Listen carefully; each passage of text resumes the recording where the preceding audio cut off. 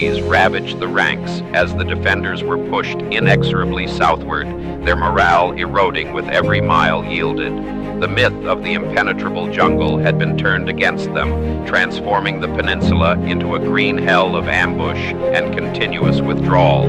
By the end of January, the battered remnants of the defending army crossed the causeway linking the peninsula to the island of Singapore, immediately blowing a massive hole in the structure behind them. The fortress was now under siege, but its heavy naval guns, supplied largely with armor-piercing shells designed for ship-to-ship combat, were grossly ineffective against infantry mustering in the jungle across the narrow Johor Strait.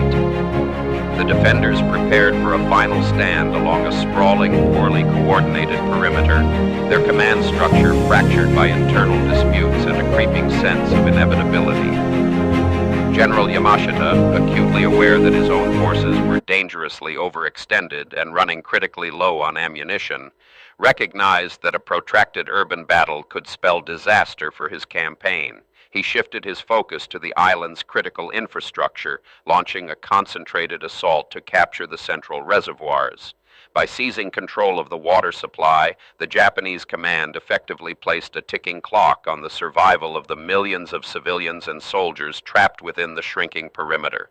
The control of logistics, the complex coordination of moving and supplying forces, had shifted irrevocably to the attackers, forcing a devastating ultimatum upon the defenders.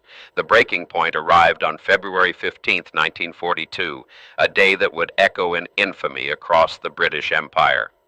Faced with a desperate water shortage, dwindling ammunition, and the horrifying prospect of a civilian massacre in the streets of the city, Lieutenant General Arthur Percival made the agonizing decision to capitulate.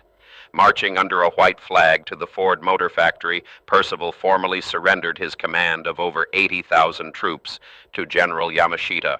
It was the largest capitulation of British-led forces in history, a staggering humiliation executed in a matter of weeks by an enemy force less than half their size.